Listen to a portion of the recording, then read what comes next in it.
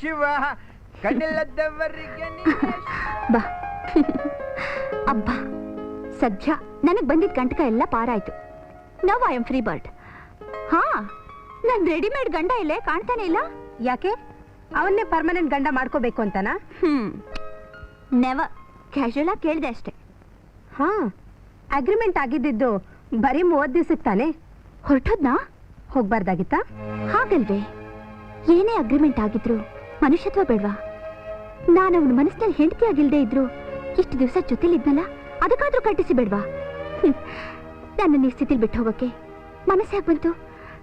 ಅದಕ್ಕೆ ಕಣೆ ನಾನು ಗಂಡಸರನ್ನ ಹೇಟ್ ಮಾಡೋದು. ಲಕ್ಷ್ಮಿ, ಸಾಕ್ ನಿಲ್ಸಿ ನೀನ್ ವಾಣಿಜಂಬಾನ. ಮನುಷ್ಯನಿಗೆ ಕಿಂಚಿತ್ತಾದ್ರೂ ಮನುಷ್ಯತ್ವ ಇಲ್ಲದೆ ಹೋಗಿದ್ದಿದ್ರೆ ನೀನಿವತ್ತು ಮನುಷ್ಯರಾಗಿ ವಾಪಸ್ ಬರ್ತಾ ಇರ್ಲಿಲ್ಲ. ಸತ್ತು ಹೆಣವಾಗಿ ಸ್ಮಶಾನಕ್ಕೆ ಹೋಗ್ತಿದ್ದೆ. ಆಶಾ, ನೀನಿವತ್ತು ಜೀವಂತವಾಗಿರೋದಕ್ಕೆ ಆ ನಿನ್ ರೆಡಿಮೇಡ್ ಗಂಡನೇ ಕಾರಣ. ಏನ್ ಹೇಳ್ತಿದ್ಯೆ? ಹೌದು ಕಣೆ, ನಿನಗೆ ಆಕ್ಸಿಡೆಂಟ್ ಆಗಿ ಸಾವು ಬದುಕುಗಳ ಮಧ್ಯೆ ಹೋರಾಡ್ತಾ ಇದ್ದಾಗ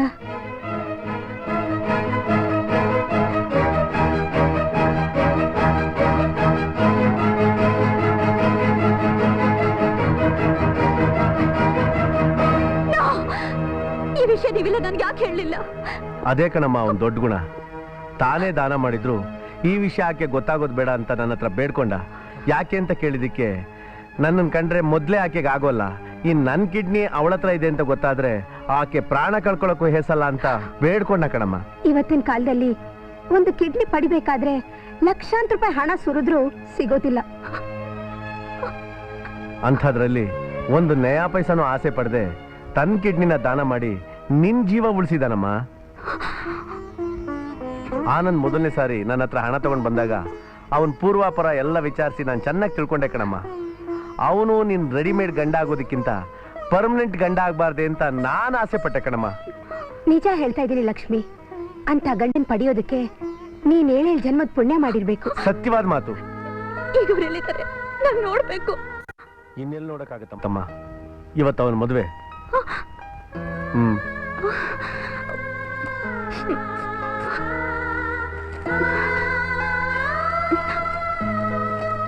ಮೇಡಮ್, ಇವತ್ತಿಗೂ ನೀವು ಮಿಸ್ ಲಕ್ಷ್ಮಿನೇ, ನಾನ್ ಮಿಸ್ಟರ್ ಆನಂದೇ. ನಮ್ಮ ಕರಾರಿನ ಪ್ರಕಾರ ಇವತ್ತಿನ ದಿವಸ ನಾನು ಈ ಜಾಗನ ಖಾಲಿ ಮಾಡಿದ್ದೀನಿ. ರೆಡಿಮೇಡ್ ಗಂಡಾಗಿದ್ದಾಗ ಅಕಸ್ಮಾತ್ ತಿಳಿದೆ ನನ್ನಿಂದ ಏನಾದರೂ ತಪ್ಪಾಗಿದ್ರೆ ದಯವಿಟ್ಟು ನನಗೆ ಕ್ಷಮಿಸಿ. ನಿಮಗೆ ಬಿಡುವಿದ್ದರೆ ನನ್ನ ಸ್ನೇಹಿತೆಯಾಗಿ ಮದುವೆಗೆ ಬಂದು ವಧುವರರಿಗೆ ಅಕ್ಷತೆ ಹಾಕಿ. ಇಂತಿ ನಿಮ್ಮ ರೆಡಿಮೇಡ್ ಗಂಡ ಆನಂದ್.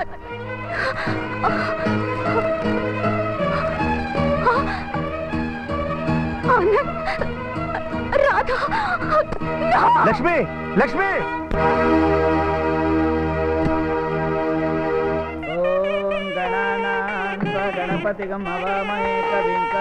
ಬನ್ನಿ ಎಷ್ಟೊತ್ತು ಆ ಮದುವೆ ಗಂಡು ರೆಡಿ ಆಗಿದ್ದಾನ?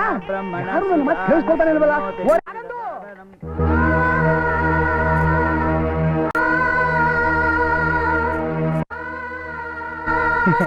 బాగున్నారా?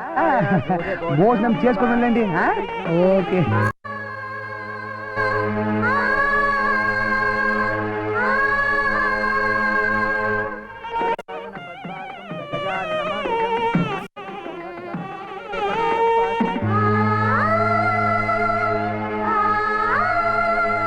అయ్యో, ముహూర్తం దగ్గరకు వచ్చింది.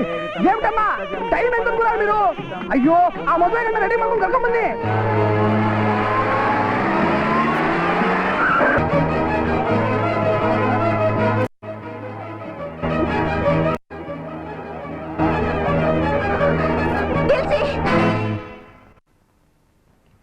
ಯಾರಮ್ಮ ನೀನು?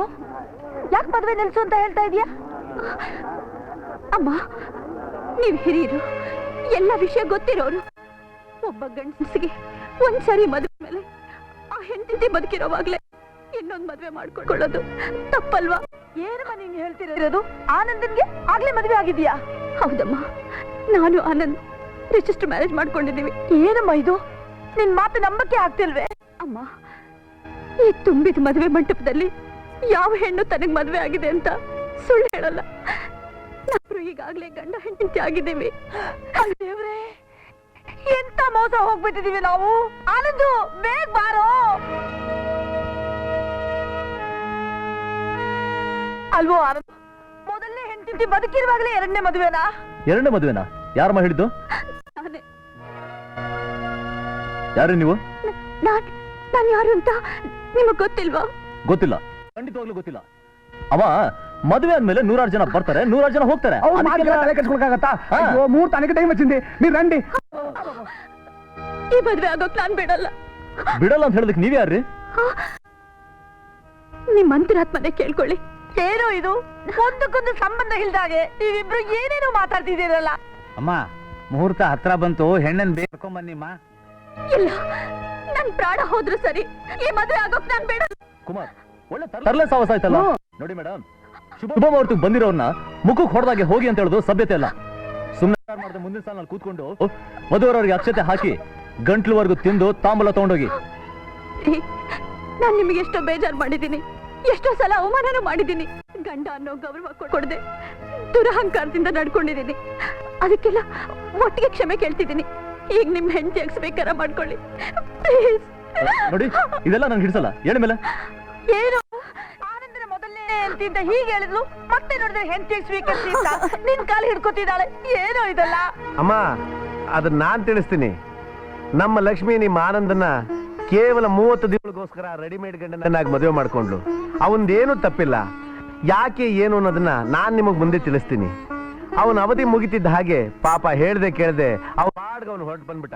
ಆದ್ರೆ ಮಿಸ್ಟರ್ ಆನಂದ್, ನೀವ್ ಅಲ್ಲಿಂದ ಹೊರಟು ಬಂದ್ಮೇಲೆ ನಮ್ ಲಕ್ಷ್ಮಿ ಕಣ್ತೆರಿತು. ಹೋಗ್ತಿದ್ದು ತನ್ನ ಜೀವ ತಮ್ಮಿಂದಾನೇ ಉಳಿತು ಅನ್ನೋ ವಿಷಯ ಅವಳಿಗೆ ಗೊತ್ತಾಯ್ತು. ನಿಮ್ಮ ಮನುಷ್ಯತ್ವ ಅದೇ ಅರಿವಾಗಿ ಪಶ್ಚಾತ್ತಾಪದಿಂದ ನೊಂದು ಬೆಂದು ನಿಮ್ ಹತ್ರ ಓಡ್ ಬಂದಿದ್ದಾಳೆ. ದಯವಿಟ್ಟು ಅವಳ ತಪ್ಪನ್ನ ಕ್ಷಮಿಸಿ.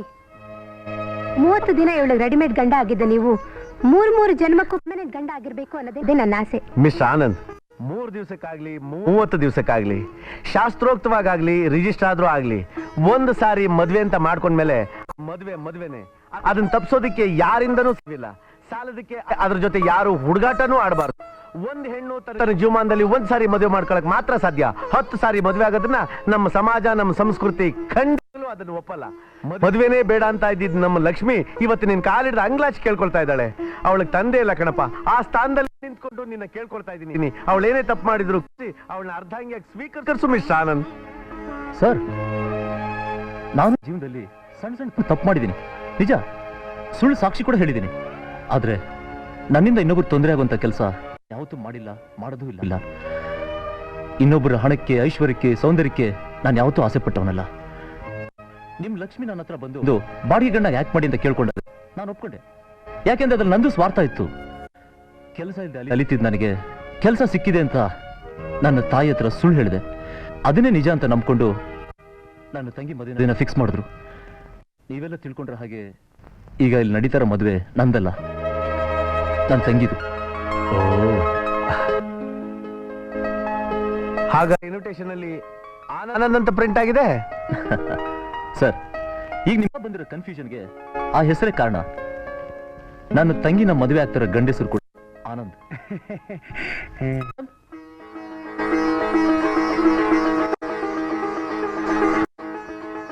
ಬನ್ನಿ, ಇವರೇ ಮಿಸ್ಟರ್ ಆನಂದ್, ನನ್ನ ತಂಗಿನ ಮದುವೆ ಆಗ್ತಿರೋ ಗಂಡು.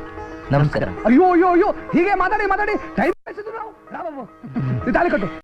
ಹೌದಮ್ಮ, ಕೂರ್ಸೋಣಿ. ಸುಲಗ್ನ ರೀ ಪುರೋಹಿತ್ರೆ, ಈ ಮಂತ್ರ ಎಲ್ಲ ಬೇಡ. ತಾಳಿ ಕೊಡಿ. ತಾಳಿ ಕಟ್ಸೋ ಮಂತ್ರ ಹೇಳಿ, ಗಟ್ಟಿ ಬೇಡ.